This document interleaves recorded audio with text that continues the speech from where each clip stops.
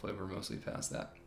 So today, I mostly wanted to talk about, I wanted to make this more of a flexible Ask Me Anything style session, although the range of Ask Me Anythings hopefully is primarily related to the remarkable spate of record-breaking heat and extreme precipitation and subsequent flood events that have occurred this summer, and really, I mean, some of these have gotten even worse in the past week or so. There have been some genuinely incredibly extreme flood events in some parts of the Mediterranean in particular, but also some other areas.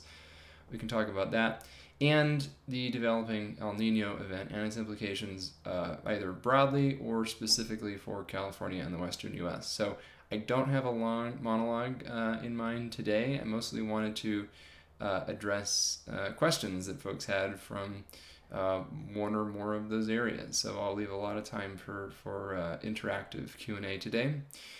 One thing I did want to mention, just along those lines, we talked about El Nino last time, and I did want to return to some extreme events that have unfolded literally in the past several days, with the catastrophic flooding in Greece, as well as other parts of southern Europe, and now also a limited portion of northern Africa. So in Libya, where floods yesterday, apparently extreme rainfall combined with 2 dam failures unfortunately resulted in floods that wiped out large parts of a city with a very high death toll. And this was associated with record-breaking rainfall that originated from a Mediterranean tropical-like system. So essentially a tropical storm or weak hurricane, sometimes called a medicane. That compound word has been around for a while to describe these tropical-like storm systems that can occasionally develop over the Mediterranean Sea. And they're not called hurricanes or tropical cyclones or typhoons in the same way they are in other places in the world, for reasons that are partly structural and meteorological and partly just because of tradition. They do, in some cases, resemble pretty strongly tropical storms or weak hurricanes, and importantly, what they can do is bring extraordinary levels of rainfall to some areas surrounding the Mediterranean Sea coast itself, particularly in places where the ocean is close to steep topography and mountain ranges, which is true both on the northern and southern sides of the Mediterranean. We're more accustomed to hearing about heavy rain and storm events in southern Europe, but it's also true in northern Africa. It doesn't happen as often because, of course, northern Africa is immediately adjacent to the vast and extraordinarily dry Sahara Desert. But when you do get one of these systems that drifts southward from the central Mediterranean, it can make landfall along the coast of North Africa, which is unfortunately what happened with apparently the storm that the European meteorological agencies term Storm Daniel. But this was not a traditional storm that you would typically see in Europe. This was a Mediterranean tropical-like cyclone, or medicane for short, and it now appears that this may actually end up becoming one of the deadliest tropical cyclones in the world in years, and it occurred in Libya, of all places. So just an indication of the level of weirdness and extremity that we're seeing this summer when it comes to heat and associated rain extremes. Greece recently, and I talked about this a little bit in the last couple of sessions, has seen what I would liken to something, an extreme widespread flood event comparable to the kind of arc storm level event that we've talked about for California. Well, something like that just happened in Greece. And that's not to say that what happened in Libya wasn't even more intense, but it was more localized. The extreme rain and flood events in Greece were over a very broad and populated region, and so in that sense I think it's more comparable to the kind of widespread severe flooding that we would talk about in the context of the arc storm scenario for California. So Greece is a Mediterranean country that just experienced an event not dissimilar from what we would expect to unfold in California under one of those scenarios. So I think that's important context, that a bunch of Mediterranean countries and northern African nations have been hit by major if not record-breaking flooding in the midst of a record-breaking warm summer. So in many of these places, the last 3 months have brought both the heaviest rain on record and the hottest temperatures on record, sometimes more than once. Major flooding in Spain, Bulgaria, and other areas of southern and eastern Europe too, associated with these same events. So these are the kinds of things that I did want to talk about. Plenty of instances of extreme flash flooding, and recently as yesterday in central Massachusetts and other spots.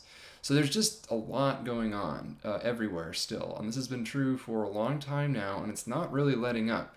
The great irony of all of this is that California remains pretty quiescent in relative terms. No extreme heat, no extreme wildfires really at this point so far in the season. And so, this is in great contrast to what almost the entire rest of the Northern Hemisphere, as well as parts of the Southern Hemisphere, which, as I mentioned, are experiencing winter presently, have experienced. So California has been hit hard in recent years, not so much this summer, but that won't hold forever. So, the reprieve is nice while we've got it, but there's nothing special about California. It's just that it can't be extreme literally everywhere all at once. There has to be some spatial variability, and as a matter of luck, California is sort of in one of those calmer pockets this summer. It's also true that California tends not to see as much summer storm activity as other places, of course, although this year, again, notable in that respect, even in California, with the first tropical storm strength system in decades that actually ended up over Southern California and brought record-breaking summer rainfall. So, there was a major rain and precipitation and flood event in Southern California this summer that actually broke summer records. So I'm saying it was a relatively quiescent summer. Well, I guess that's one major exception to it, and that was a fairly exceptional event.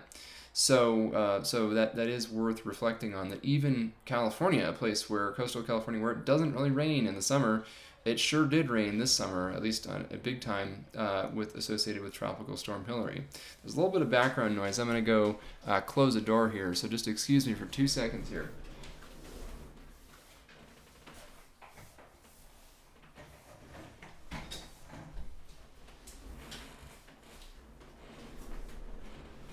Downside to all of these fixes to the internet connectivity is there are cables just running everywhere all the time, and it's impossible to close doors and things like that. So apologies for the interruption. This is still a major work in progress just to get a consistent internet signal and a camera that isn't broken. You'd be amazed how many hours I've spent on this. Anyway, so there's been a lot going on, and by a lot I mainly mean the extreme heat. So the record-breaking temperatures, record-breaking rainfall, and in some cases record-breaking flooding. And again, these are not incremental sort of statistical red herrings that we're talking about. We're talking about widespread records breaking previous records by wide margins when it comes to temperatures and extreme precipitation in a lot of these regions. And unfortunately, we're seeing the consequences of these events. Wildfire season this year has been a little bit weird. It's been quite extreme in some regions and not so much in others. There is, of course, year-to-year variability in wildfires, and usually, we tend not to see extreme wildfire seasons in all fire-prone parts of the Earth in the same year. There's usually some back and forth trade-offs between regions. But boy, in places where it's been extreme this year, it has just been off the charts. Canada in particular. I've been speaking with some fire scientists and ecologists up there who really think this is going to be a transformative event for the Canadian boreal forest. And that's a big deal because there is a vast extent of boreal forests in Canada that sequester a huge amount of carbon, frankly. And so the carbon release from these highly intense and extraordinarily widespread wildfires up in Canada this year is going to be a shockingly large number when all is said and done. And all is not said and done.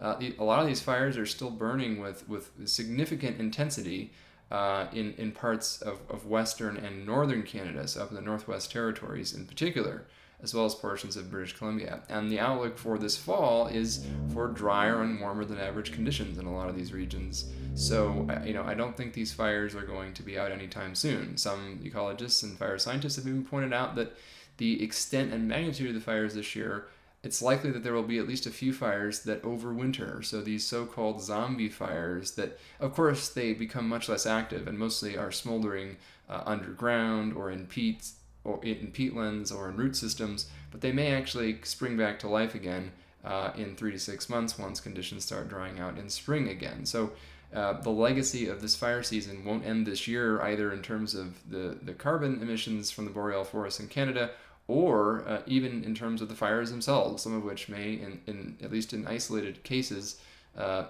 overwinter and pop back up next season. That's the world we're living in now. The southern Mediterranean, the very same places that have been hit by record-breaking extreme rainfall and flooding in recent days, experienced their hottest summer on record and terrible wildfires leading up to it. So there is some interplay between the challenges associated with large burned areas and extremely heavy precipitation that follow. This is true certainly in Greece, but probably also in some other Mediterranean nations as well. So that's about all I wanted to do in terms of the monologue. There's a lot going on. We talked about El Nino last time, and I wanted to take some questions from the audience for a longer period today. So fortunately, it looks like my prediction about the quality of the stream is largely holding up. The connection itself has been solid. Finally, it seems like we have a reasonable solution for that. I'm definitely seeing the video flashes, which I think is the camera dying. We'll have to figure that out. I think the audio is good. This is still a good mic, so hopefully that's still working for folks. That can always be adjusted. So, but again, if you see connectivity lapses, that's what I want to know about. Or if you have really good ideas for why this camera might be doing this, that would be helpful as well. Otherwise, I'm glad the connection is pretty good. So there's a question, so I'll take something that's a little bit peripheral to the main questions. A question from Jeff: any thoughts on the lightning storm that tracked through Stanislaus and Tuolumne counties on September 9th? So yes, so there was a narrow but very active band of thunderstorms that occurred over the weekend in portions of Central California. So really from the Central Coast, Monterey and San Benito counties, even up into southern Santa Cruz County, and kind of extending in an east-northeastward arc across Central California over the Central Valley into the foothills and into the mountains. So this was not a super widespread thunderstorm event throughout California, but it produced a fairly prolific amount of lightning, including some dry lightning strikes, and there were some fire ignitions, although to my knowledge at this point all of them remained quite small and never really did very much. And what I think this is, and so all of this was related to the hurricane, I believe it was Jovi, I forget the exact name. It was a 4-letter J name that decayed southwest of California. This was a more typical kind of tropical storm hurricane moisture instability remnant event in California. So unlike the tropical storm Hillary, which actually moved over Southern California directly, this was in a much more, well, maybe not mundane, but a much less dramatic event in that it did not bring widespread rainfall. It did bring a narrow band of thunderstorms that dropped some rain and a lot of lightning, but this is something that can happen pretty much every year or every other year somewhere in California. So that, and this is exactly the time of year when you'd expect it. August or September are probably the peak months for that, potentially into early October as well in some years, but this is more or less when you'd expect to see it because it's a time of year when the eastern tropical Pacific hurricane season reaches its crescendo, but also when the early season troughs and low pressure systems that wouldn't be enough to produce any rain by themselves, but they can pick up some moisture, advect it from south to north or southwest to northeast over California, provide a little bit of extra lift as well. So this is, it was an interesting little event. Fortunately, it doesn't seem to have caused too many problems. And I just wanted to highlight the fact that one of the reasons why it didn't cause more problems is that this summer has not been record-shatteringly warm. This year was not record-shatteringly dry by any means. In fact, in most places it was an unusually wet year, and at least in the winter and spring leading up to this fire season was unusually cool for recent decades. So all of that really highlights just how important temperature and dryness really is. Vegetation moisture. It's not inevitable that every year is magically a terrible fire season in California. We really do need those exceptionally warm and dry conditions. So the good news is in years that are wetter and cooler, we won't get that as much Doesn't rule out the possibility of an individual, serious fire or two later this fall when the offshore winds arrive. That is still a possibility, as I mentioned in earlier calls. But it also means that in years like this, fires may not be the main hazard. We had some major wind and flood damage this past winter, but a trade-off, from that is that this year is not really a severe fire season, particularly up in the high mountains of California, which really needed a break.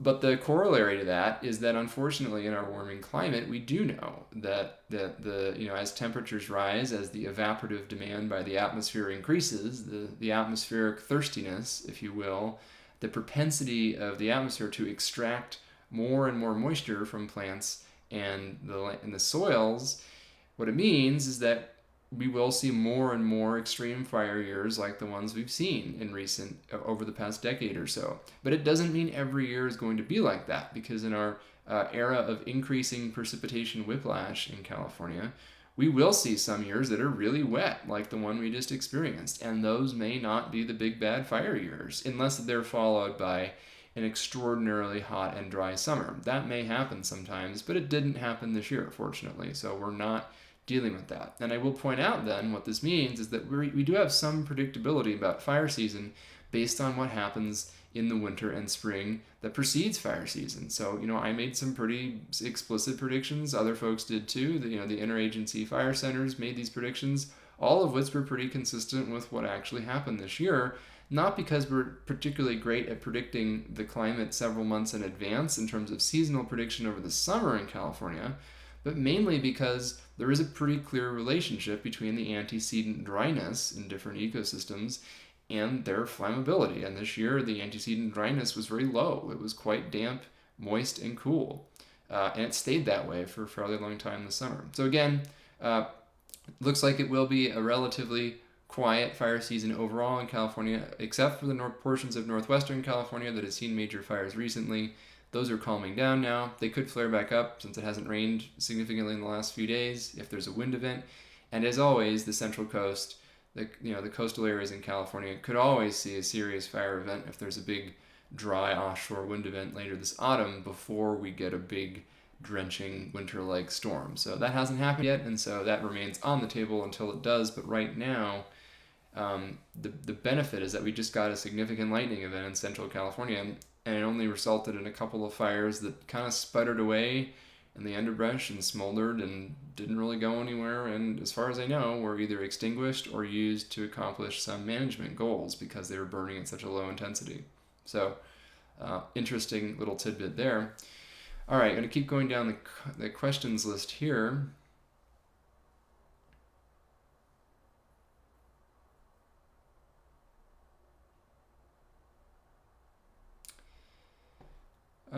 Let's see here.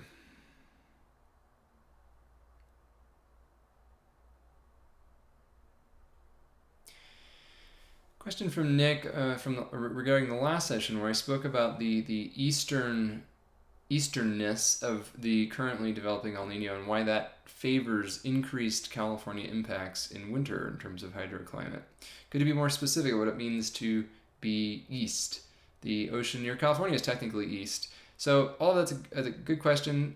Yes, the ocean near California is certainly east relative to most of the Pacific Ocean, but there is in fact portions of the Pacific Ocean that are even farther east than California, because the whole continent of South America is, if you look at a reasonably accurate projection, is actually somewhat to the east of the western portion of North America. So by east-based El Nino, I mean an El Nino where the maximum ocean temperature warm anomalies, so the place where the ocean temperatures are most above average, is centered relatively close to the west coast of South America, as opposed to being centered, say, maybe south of Hawaii, more in the Central Pacific. So there can be what are known as Central Pacific El Nino events or El Nino Modoki events, combining some Spanish and Japanese words there. A reflection of the international research community, actually, in some interesting ways. But anyway, when you get an east-based event where the warm anomalies are greatest near the west coast of South America, so say not so far west of Peru, versus being warmest in the central Pacific, say south of Hawaii, that affects where the longitude of where these deep tropical thunderstorm clouds form more than usual. So did they form more than usual in the central Pacific south of Hawaii, or did they form more than usual all the way in the far east Pacific, which is technically east of California, off the west coast of Peru? And the reason why that matters is it affects where the jet stream gets perturbed and which kinds of, well, where these what are known as Rossby wave trains, these wave-like features emanating like kind of like ripples in a pond in the upper atmosphere, stemming from these displaced centers of tropical thunderstorm activity. So if it happens south of Hawaii, that's going to result in a Rossby wave train that is located differently than one where these Rossby waves are emanating from a source farther to the east over the basin. And that matters because it affects whether or not the enhanced Pacific jet stream is close to California in the winter months, or whether it might actually be a little bit muted and enhanced perhaps somewhere else over North America. And so these east-based events, east-based meaning ones where the maximum temperature anomaly is close to the coast of Peru, tend to be the ones that produce greater impacts near California, because that's the one that's the orientation that tends to set up the most favorable configuration of a jet stream, enhanced Aleutian low, and a strong jet stream just to the west and south of California, so a strong subtropical jet extension. So we do expect to have that kind of El Nino event this year, an east-based one, and therefore it does look like, as I mentioned last time, there's a reasonably high chance of wetter than average conditions in central and southern California, at least later in the winter. So maybe not in the fall. In fact, there's not really any precipitation signal right now for the fall, so beware folks who have said otherwise. But there is, in fact, a stronger signal for later in the winter, so I think looking at January through March in particular. That's where I think the strongest signal might be for California winter precipitation, potentially above average, especially in the central and southern parts of the state, and then below average up in the Pacific Northwest and British Columbia, where they could really need it. So this is sort of a case, ironically now, where California doesn't desperately need the moisture after the year we just had, but there's a decent chance we're going to get it, and where the Pacific Northwest and BC really does need the moisture, and there's a good chance they won't get it this year. So that's sort of a pattern we've seen in recent years, where the dry spells reinforce the droughts and the wet spells reinforce the floods. We'll see if that actually pans out, but that is the most likely single outcome this winter, subject to a lot of uncertainty, as I mentioned last time. So the tilt, that's where the tilt on the odds is right now, but it is still just a tilt in the odds. Nothing is set in stone. And this relates to a question that I received prior to the session that I wanted to address at some point. It seems like a good place to do it, which is that the predictions for the 2015-2016 El Nino, which was another strong east-based El Nino event, did not bear out in terms of winter precipitation in California. That year, there were strong signs of a wetter than average winter, especially in southern and central California, kind of like what I just said about this coming winter, and it didn't really materialize. It wasn't a particularly dry year, to be fair, but it also was not a particularly wet year either. And so a lot of folks interpreted that to mean that El Nino doesn't matter for Southwest hydroclimate, or that the models were completely broken and can't tell us anything about anything that we want to know.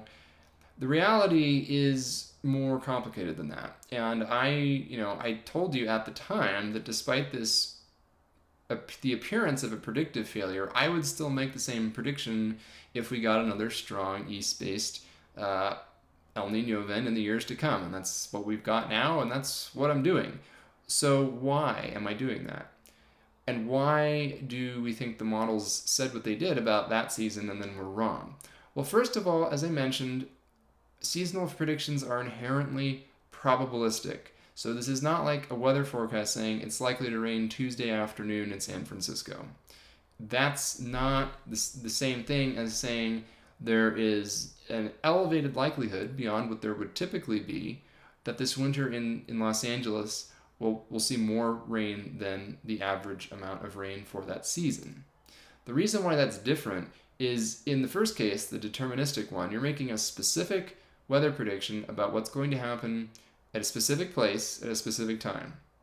In the latter case, the probabilistic one about there being an elevated likelihood of a wet winter in LA this year, and these are real examples, by the way. Well, the rain in San Francisco on Tuesday, maybe not, but the LA one, yes. The probabilistic example, what it means is that it's not necessarily making a specific prediction about a specific amount of rain in a specific place at a specific time, but what it's doing instead is making essentially a claim that is a little bit fuzzier about the overall likelihood of a region being somewhere on the scale. So when we say that there's above average likelihood of a wet winter in LA, these numbers might bear out something like the chance of a dry winter is only about 20%, and the chance of a near average winter is maybe about 20% as well. Well, that leaves us with a 60% chance, something like that, of a wetter than average winter. But that also means that there's a 60% chance of a wetter than average winter and a 40% chance of something other than a wet winter. And then folks, sometimes will say, oh, you're just hedging. But think of it this way. If there's a 60% chance of a wet winter and a 20% chance of a near average winter and a 20% chance of a dry winter, that still means there's that the odds of a wet winter are 3 times that of a dry winter. So this is not a meaningless statement. It's just that folks, I think, sometimes struggle with probabilities that are not greatly different from each other. So everybody would say, well, if you predicted a 99% chance of a wet winter and a 1% chance of a dry winter, if it's dry, there's a pretty good chance that your prediction was wrong. There's a 1% chance that your prediction was right and you just happened to fall in that unlucky 1%. But what if you've made a prediction about winter that say that there's a 60% chance of it being wet, but a 40% chance of it being something other than wet in the way that I just described, which is probably pretty close to what we're looking at this coming winter. Well, are you actually wrong if you don't get a wet winter? Because the odds of something other than a wet winter were 4 in 10. So you can't really know just based on a single season. You can't point to one season and say, well, there was a tilt in the odds towards a wet winter, it wasn't a wet winter, and so therefore the prediction was wrong. You would need to make similar predictions many times over, tens of times, dozens of times. And then, if your predictions for a wet winter were right about 60% of the time and wrong about 40% of the time, then you'd know that you were pretty much right on the money in terms of your ability to make those kinds of probabilistic statements. If it turned out that, we actually were seeing dry winters 50% of the time and you were predicting a 60% chance of a wet winter, then something probably is off with those predictions. But my point is, you can't look at a single season and make that determination. You have to look at those predictions over time. So in the climate model world, these kinds of predictions, these probabilistic ones, are made many times over each season. So these are using what are known as ensembles. So not only do we rerun these seasonal predictive models iteratively every few weeks as you get updates and initial conditions. I think everybody can understand that as you update your model with new conditions, and hopefully, the closer you get to the time in question, the better your predictions become. But the other thing that happens is we use these ensembles, so we essentially run the same model over and over again with only very slightly but intentionally perturbed versions of those initial conditions to give sort of a plume of outcomes to say, okay, how sensitive is this prediction to slight variations in these initial atmospheric and oceanic parameters? Because those initial conditions, for the most part, they're guesstimated. They're pretty good guesstimates in a lot of cases from satellites and all sorts of other observational platforms, but we know with 100% certainty that they're not perfect. So that imperfection in those initial conditions can cascade into pretty large uncertainty regarding specific outcomes. That's literally the butterfly effect in action, atmospheric chaos. But in the Lorentzian sense of the word. But the interesting thing is that even in 2016 with these ensembles, we kind of got it wrong because, the prediction did not pan out. So was it wrong, or did you just fall into the unlucky portion of the distribution? And I think there's still some debate going on there. But I also think that what's clear is that there are other things that matter. Of course, El Nino and La Nina are not the only factors at play. And as I talked about in the last session, this year in particular, there are a lot of other things at play. There is record warmth in the non-tropical portions of the ocean basins all around the northern hemisphere this year that have never been present before during a strong El Nino event. So that will probably affect the regional weather patterns that we would come to typically associate with a strong east-based El Nino event. So on the one hand, the fact that it's east-based and the fact that it's strong are pretty strong indicators that California might see some significant impacts this winter. On the other hand, the way the rest of the world oceans are right now are kind of wonky. We've never seen this setup before. Everything is just so warm everywhere, not just in localized patches, and that affects temperature differentials. That affects potentially the effect on the jet stream, could potentially affect how the Rossby wave's set up. So all of these things should be included in model predictions for this winter. But the question is, are they being included adequately is a real one, and we don't honestly know. So my prediction for this winter is, as I've said before, and as I just said again now, a tilt in the odds towards wetter than average conditions in central and southern California, and perhaps further north in California as well. But that's subject to more uncertainty than usual. And so for the 2015-2016 perception of a forecast failure, there have been a number of papers written on it, and they've come to somewhat different conclusions as to whether it was just we fell in the unlucky part of the distribution probabilistically, and it wasn't really a bad forecast so much as it was just we just got unlucky with which side of the distribution we actually experienced, versus some folks who've argued that the models really did miss some important signals in that process that meant that we actually could have made a better prediction with better models. So the truth may end up being somewhere in between those two things. But let me put it this way. I mean, I'm staking a prediction for this winter along similar lines that I did back in 2015-16. Even though the conditions are different, and if anything, I think they're a bit more complicated and more uncertain this year because of all this extra additional record-breaking oceanic warmth all around the world. I still think that the dominant influence, the most predictable one at least, is probably that of a strong east-based El Nino event. So we probably will see some effects that we would expect to see from a strong east-based El Nino event, but probably with some exceptions and surprises. And that's sort of where I think there's an intersection then with what's going on with the extreme heat and rainfall all around the world this year. We know that as temperatures rise, the potential, the water vapor holding capacity of the atmosphere increases exponentially. And so therefore the precipitation intensity ceiling, the theoretical maximum for how intense precipitation can become, also increases exponentially as temperatures rise. And this is pronounced especially in places adjacent to warm bodies of water. Like almost everywhere, we've seen record-breaking extreme rainfall this year in the southern Mediterranean. The Mediterranean has been record warm. In Japan, and in parts of Southeast Asia and China in particular. The oceans in the West Pacific have been record warm. The ocean off the coast of the eastern seaboard of the U.S. has been record warm in many cases, and there's been extreme flash flooding there as well. Brazil recently, I haven't even mentioned Brazil, also recently experienced some catastrophic flooding and warm oceans there too. So this is a major factor. The ambient warmth of the atmosphere and the oceans is a direct driver of precipitation intensity. Now, you don't just need warm oceans, you still need all the usual atmospheric processes to result in upward vertical motion and cloud formation and storm formation and all of that. So moisture is a necessary but insufficient condition for extreme precipitation, one might say. But because the other conditions do occasionally arise, the more moisture you put up there, the greater the potential for very extreme precipitation events. And that is one reason that why I'm a little bit concerned about what could unfold in different parts of the world this winter. We've been seeing extreme levels of rainfall and flooding in places, including in some places where it's relatively unusual this year, coinciding with record warmth. And now we have El Nino, which is a pattern, a strong east-based El Nino, which would generally already favor above average winter precipitation in ports of California and the Southwest.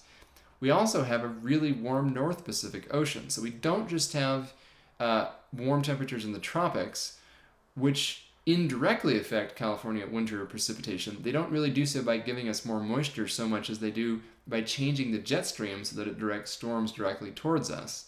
On the other hand, warmth in the North Pacific Ocean can result in, well, a moister surface atmosphere and potentially give some atmospheric rivers a little bit of extra oomph. So in some ways, those factors could potentially be additive during the storm cycles that we do see. So El Nino might enhance the jet stream and the dynamical aspects of the storm track, and the very warm North Pacific might contribute additional moisture to the storms that do form along that enhanced storm track. So I think there is the potential for some very wet storms in California this winter, more so than usual, more so even than a strong El Nino event might on its own suggest. But there's also an increased likelihood of a failure mode where potentially the interaction between these warm extratropical ocean temperatures and the warm El Nino ocean temperatures in the tropics sort of interfere in a way that prevents the storm track from strengthening so much. So it's kind of this paradox where the really warm North Pacific is going to do two things. It might screw up the El Nino storm track, but if it doesn't, or even if there are some transient episodes where these big storms sneak through, it could really juice up the storms that end up arriving here. So it's a pretty complex picture, but if that happens, there is, this is the kind of year, especially given that we're not going into this with very dry antecedent soil conditions. Things are going to be wetter than usual to start the new rain year and the new winter to come. If we go into things wetter than usual to begin with, even if it's not a particularly wet autumn, but just the carryover from winter, spring, summer 2023, the runoff is going to start a lot earlier, and it's going to start almost immediately in some cases once we start seeing significant precipitation this winter.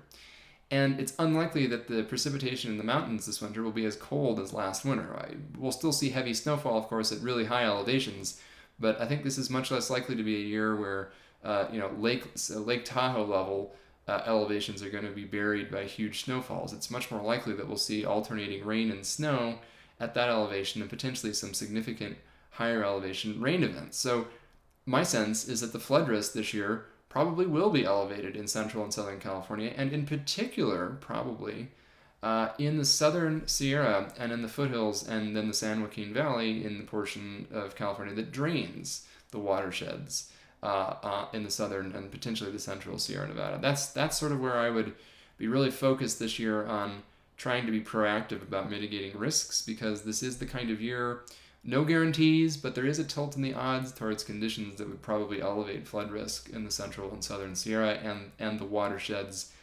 downstream of those areas in particular. Could happen elsewhere, might not happen at all, but if I had to make one specific prediction about places to watch out for this winter, it would probably be that.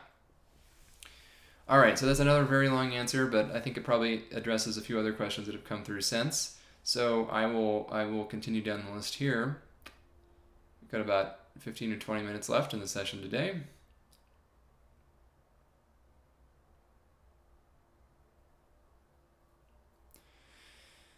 Let's see here. So I did talk a little bit to speak to Brody's question about the interaction between marine heat waves in the Pacific and El Nino. Just to clarify, marine heat wave really just means unusually warm ocean surface temperatures, and so when I'm talking about those unusually warm non-tropical Pacific Ocean temperatures, that's exactly what I'm talking about.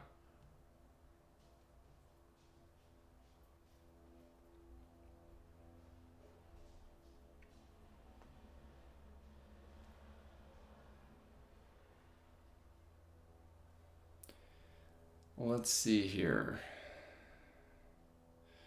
Continuing down, there's some comments. I think I've addressed some of these questions here. This is a good one. Mark first comments and then asks, in explaining some extreme weather events, you've alluded to quote-unquote teleconnections of these events with climate patterns in spatially remote areas. Can you explain this teleconnection idea more broadly? Yes, I think that's a good one. And it's helpful in understanding why El Nino matters for California, even though El Nino is fundamentally a process that unfolds in the tropical Pacific Ocean, sometimes thousands of miles from California. A teleconnection is, if you just think to the word's roots, is really just any sort of relationship that occurs distantly in space and sometimes in time in the atmosphere. So what do I mean by this? In the case of El Nino, for example, what happens is you see this, as I mentioned, the El Nino fundamentally shifts the longitudinal region of the tropics, where the deep tropical thunderstorm clouds, deep convection, is most prevalent and most intense. So it likes to hang out over the West Pacific warm pool all the way near Indonesia originally, or under most typical circumstances, because that's where the Pacific Ocean tends to be warmest. But during El Nino, a certain amount of warm water, some of it actually sloshes eastward, literally moves eastward, but other portions of the Pacific warm because the cold water upwelling is cut off from underneath for a variety of reasons that I've talked about before. As that happens, the region of this preferred zone of tropical thunderstorm activity shifts eastward across the Pacific Ocean basin. The reason why this matters is not because California sees these tropical thunderstorms. That's not the direct way that California is affected by El Nino by any means.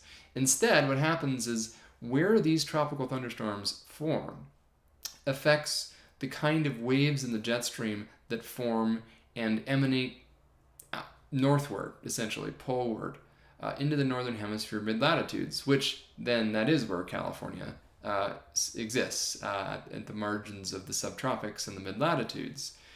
And so the teleconnection here is the fact that the position of these tropical thunderstorm clouds and the atmospheric waves that they induce is essentially the means by which El Nino affects weather in California, potentially during the winter months. It affects those waves, those Rossby waves that emanate outward from these tropical thunderstorm plumes at differing longitudes, depending on how strong El Nino is or where it's present in the first place, determine sort of where the waves in the jet stream that bring us our winter storms actually set up, where they align, whether they occur close to California or farther away from California.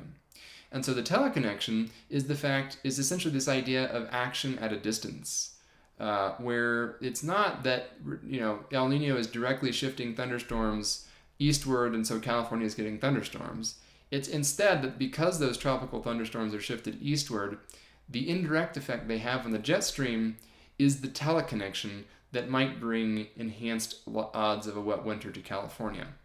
So it's sort of this idea of action at a distance, where various processes in the atmosphere or the ocean or even the land surface, by the way, or the cryosphere, the ice-covered surfaces, all of these features can exert teleconnections where if you change something in one place, where it can exert an indirect effect that can be quite substantial somewhere thousands of miles away, maybe even on the other side of the planet.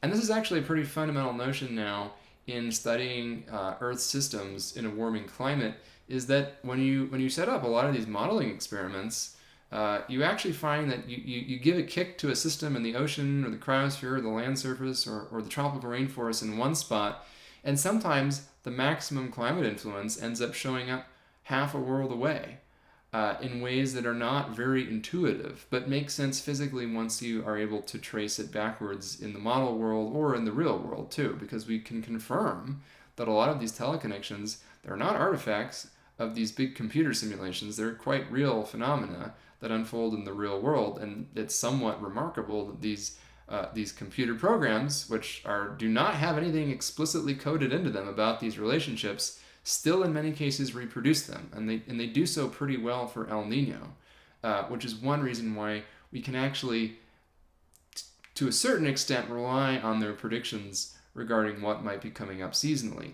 The only problem is they're not so good at representing other teleconnections, and so while the El Nino component might be right, if you're missing other pieces, then you aren't getting the whole story. And so that is one main key reason why there is always uncertainty at seasonal levels, and why it's difficult to say with very high confidence exactly what a particular season is going to look like in advance, because there's never just one factor at play. And even though these models do a pretty good job with these remote actions at a distance that occur as a result of El Nino, They don't do so well with some of the other remote actions at a distance, some of these other teleconnections that are also relevant, that are superimposed on top of El Nino and can interact also with El Nino. So that sort of ties together several disparate threads in talking about what teleconnections actually are, how they are represented in the predictive model world, and why that affects sometimes our ability to make seasonally specific predictions, and why they sometimes fail, including why they may have failed in 2015 and 2016. Or did they fail? That's still sort of the philosophical question there. How do you determine when probabilistic predictions are wrong? Well, you got to do it over the course of many probabilistic predictions. All right, continuing down, got about 10 minutes left. Apologies, you've caught my cell phone ringtone a couple times now, so I probably have to call someone back when I get off of this. Let's see here. A question from Serene. Can we expect, presumably in California, muggier or more humid subtropical weather in the future summers, given warming oceans and climate? And then does that include more hurricanes forming in the eastern Pacific, even if they don't make landfall? You know, the interesting thing is there hasn't been a great deal of research on this, but the answer is probably yes, particularly in coastal Southern California. And the reason for that is, as you mentioned, the oceans are warming, and even a couple degrees of ocean warming in the Southern California bight. So really, from the Santa Barbara County portion of the Central Coast southward down and past the Mexican border, that part of the ocean is warming and will continue to warm. And that ocean is warm enough that when you get that extra warmth, especially in El Nino or otherwise warm years, you can really feel it. The ocean temperatures off the coast of Southern California can and do get into the 70s in the warm years, and even locally, Santa Monica Pier, Scripps Pier have occasionally recorded 80-degree readings in some of the warmest temporary conditions in recent years. Those are pretty warm values, and what it means, the nearby ocean often sets the ceiling, or the floor, I guess I should say, unless you're living upside down. Those ocean temperatures set the floor on how cool overnight temperatures can go. So if the ocean's in the mid-70s, unless you're pretty far away from the ocean, it's not going to get much down below the mid-70s at night. And probably more importantly, from a mugginess and subtropicalness sort of feeling, it also sets often the floor on the humidity. So if you're right on the beach, and I can attest to this, running along the Santa Monica beach path in years past, it's certainly not warm enough for this to occur this year, but certainly, I guess it would have been 2016, 2017 era. I can remember it being quite foggy below the bluffs in Santa Monica, and it's just oppressively gross and humid. So this is not like a cold and clammy San Francisco fog, but it's the kind of fog where you just feel like you're sort of running through soup. It's not very pleasant when, it's foggy at 70 degrees, because 70 degrees doesn't sound like it's all that warm. But if you're in fog at 70 degrees, it means the dew point is pretty close to 70 degrees, which is oppressively humid. And it's actually quite difficult to effectively cool yourself, even though the air temperature is only 70 degrees, because there's not a lot of sweat evaporating. So, of course, that's less dangerous than having a dew point at 70 degrees and having, say, 95 degree temperatures, or having even higher humidities. And that's exactly what most of the Gulf Coast of the U.S. experienced this entire summer, with record-breaking combinations of temperature and humidity never before seen in places like coastal Texas and Louisiana and Florida. Just mind-bogglingly awful combinations. Southern California generally is never going to see that, although with the exception of places in the Imperial Valley, which already do see extremely high combinations of temperature and humidity. I think sometimes folks forget that the Imperial Valley of California, on the east side of the mountains in the Southern California, is susceptible to surges of extremely humid air from the Gulf of California, which is very, very warm relative to the Pacific Ocean to the west.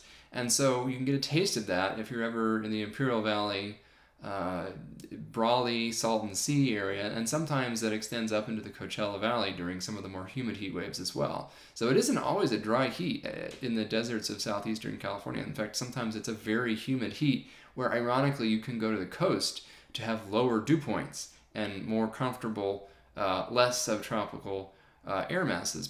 So that's a bit of a tangent. Long story short, the answer is probably yes. You're never going to see Florida level humidity along the coast of Southern California, fortunately.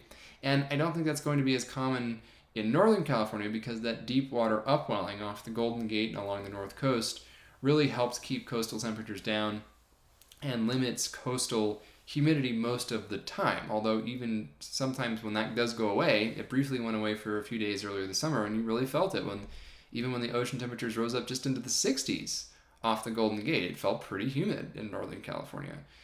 So that will happen more often, especially in Southern California, but to a lesser extent in Northern California. And that's somewhat separate from the question of whether you get subtropical moisture at middle or upper levels of the atmosphere transported in from elsewhere. So there's that local oceanic effect, and then there's a question of whether essentially you see a more robust monsoon with more movement of humid subtropical air that can produce occasional clouds and thunderstorms in the summer months, whether that might happen more frequently. And there's still some uncertainty about that in the climate model world. The very tentative answer is maybe yes, so especially in Southern California. So I do think that in general, the Southern California, and in particular the coastal metros that didn't really have to deal with this very often historically, really might have to deal more with relatively humid heat waves at times. Not all heat waves will be humid. They'll still be the classic dry heat in autumn a lot of the time. But in peak summer, there will at least be some years with significant humid heat waves in Southern California and in particular in the Central Valley as well. So the least likely parts of California to experience them would be, as you might expect, the Bay Area and North Coast, as well as the High Sierra. But they probably will become more common in coastal Southern California, the deserts of southeastern California, and the San Joaquin and Sacramento valleys. So to a large extent, yes, I do think we'll see more of that. But some of the details, especially in terms of the chances of occasional summer precipitation, I think remain to be researched some more. But a good question.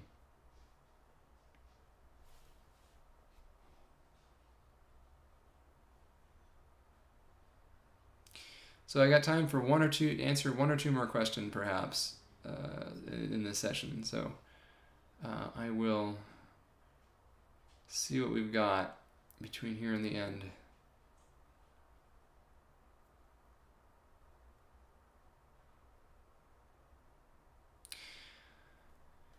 Yeah, question about whether there are, what the odds are of a long-term step increase in presumably global temperatures with this El Nino event. I mean, the answer is quite high, at least for a year or two. We'll likely continue to see temperatures that break all-time observed records straight through the rest of this year and probably through most of next year as well. So next year will likely be hotter than this year, and this year was the hottest year on record. That's saying a lot, right? Given the impacts that we've seen with extreme heat and extreme precipitation all around the world, which is one reason why I'm concerned about what might unfold in the next 6 to 9 months in different places. And then inevitably there'll be a period for 2 or 3 years, almost inevitably, where the rate of warming temporarily flatlines, and where folks claim that the warming has stopped and we've plateaued at this drastically hotter temperature and global warming is over again, like it has been 3 or 4 times in the past couple of decades, every time we have this transition between El Nino and a neutral or La Nina year that follows it. But the problem is, we don't really, although El Nino isn't causing the long-term warming, although the warming contributed by El Nino is indeed temporary, lasting for a couple of years, there will be additional incremental warming from climate change that has occurred in the background during this El Nino event. And so even when this El Nino event ends, we won't lose that additional increment of warming. So the portion that came from El Nino will fade away in a year or two, but the portion of additional warmth that we accumulated because of the increasing concentration of greenhouse gases in the meantime, that won't go away. And so what we'll be left with is the next La Nina might be the warmest La Nina on record, even though if it's cooler in absolute terms than this El Nino event that we're experiencing now in all likelihood. But then what happens during the next big El Nino event 5, 10, 15 years down the line? We don't really know how long it will take. It could be not very long, or it could be a long time. That will probably once again be the warmest year on record and produce several years of extremes that are shocking even relative to what we'd experienced in recent years at that point. So I do think that we will continue to see this stair-stepping upward with these couple multi-year plateaus potentially in global temperatures in between that don't really tell us anything about the long-term warming trend, and just tell us the fact that El Nino and La Nina continue to exist in the climate system as largely natural variations superimposed upon this much larger warming trend. So just for perspective, an El Nino, a very strong El Nino event like the present one, might temporarily warm global temperatures by 0.2, 0.3 degrees centigrade. It doesn't sound like a lot, but it actually is pretty substantial. But keep in mind that we've already warmed globally by about 1.3 or 1.4 degrees centigrade due to global warming. So it's actually not that much additional warming compared to the total amount of global warming we've already experienced due to human-caused accumulation of greenhouse gases in the atmosphere. So it certainly puts an exclamation point on that trend, and it is part of the reason why this year is so anomalous. But it really isn't the primary explanation for why we're seeing so much crazy stuff going on right now in the climate system. The primary reason is the long-term warming trend associated with greenhouse gas accumulations in the atmosphere. It really is that simple, and because of that, when El Nino fades in a year or so, presumably, that's not a particularly bold prediction because that's usually how long they last, we'll see some residual warmth for 6 to 12 months, and then it will temporarily look like things have leveled out. But then we'll just keep stair-stepping up to the next one. That's the path we're currently on. So that's what I would expect to see in the coming years. But interestingly, there's a pretty good chance that next year will be warmer than this year. And so that's a pretty shocking reality, right? Because this year has just been so intensely warm, and next year could be warmer. In fact, I would predict the next year more likely than not will be warmer than this year.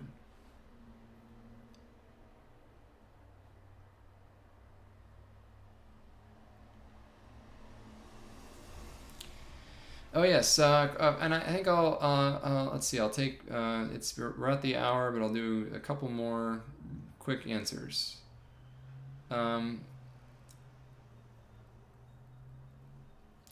Question from Lori about you mentioned in the past that there were still reports to write on ArcStorm 2.0 scenario.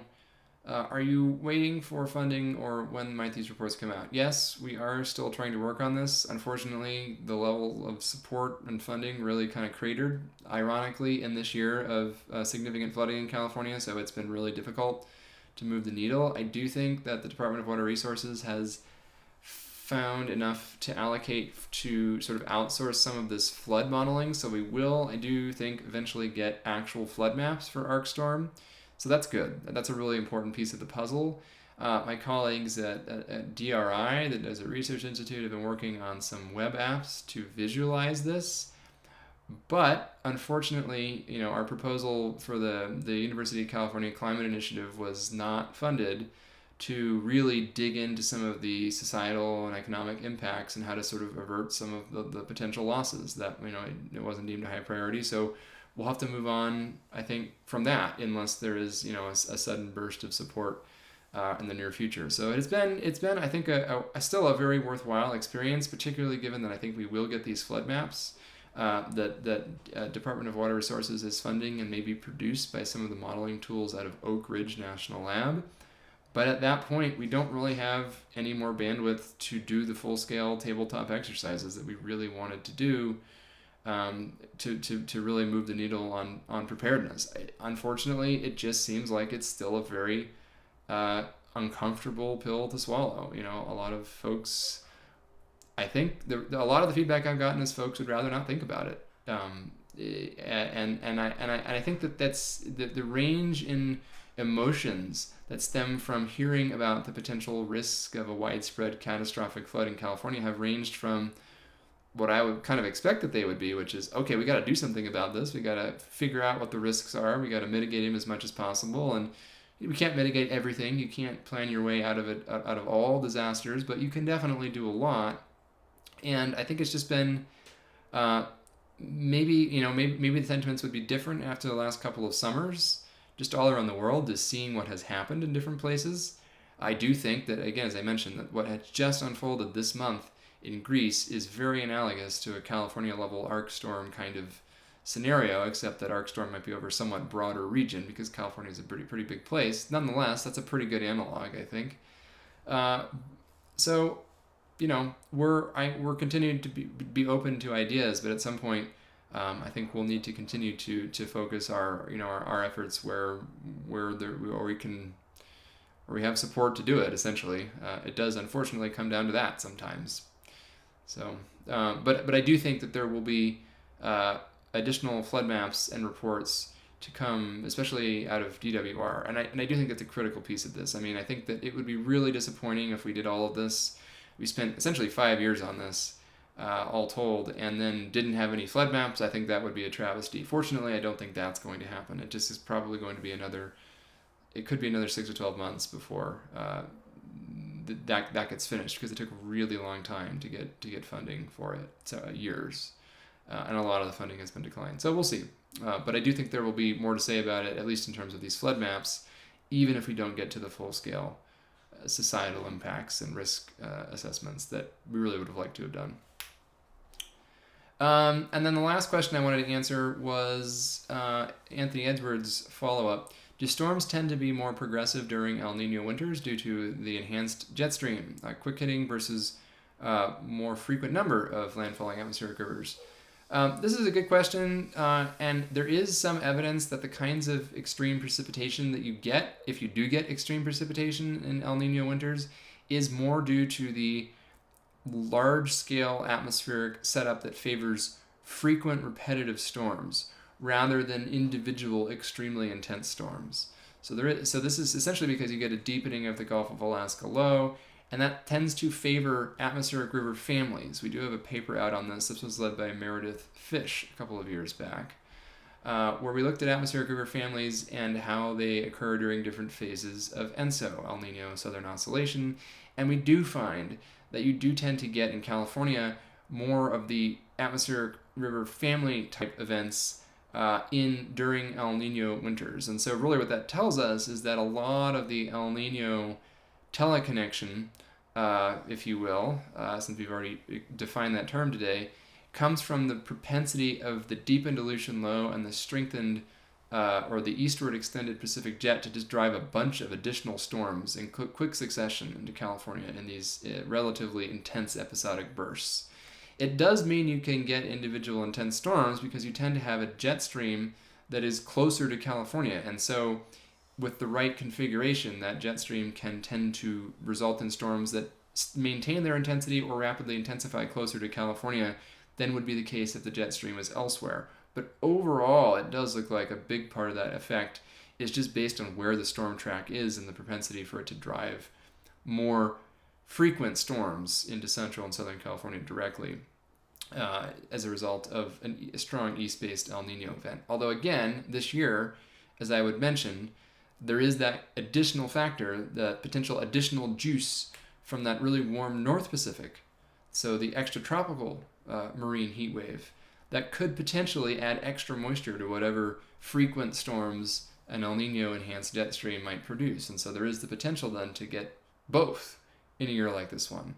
Honestly, I don't have a very specific prediction as to whether that will actually occur or not, but it is floating around in my mind as a possibility for this year, for sure. All right, well, this has been a slightly longer than an hour, so thanks for sticking around. I know there's over 100 of you watching still, which is great.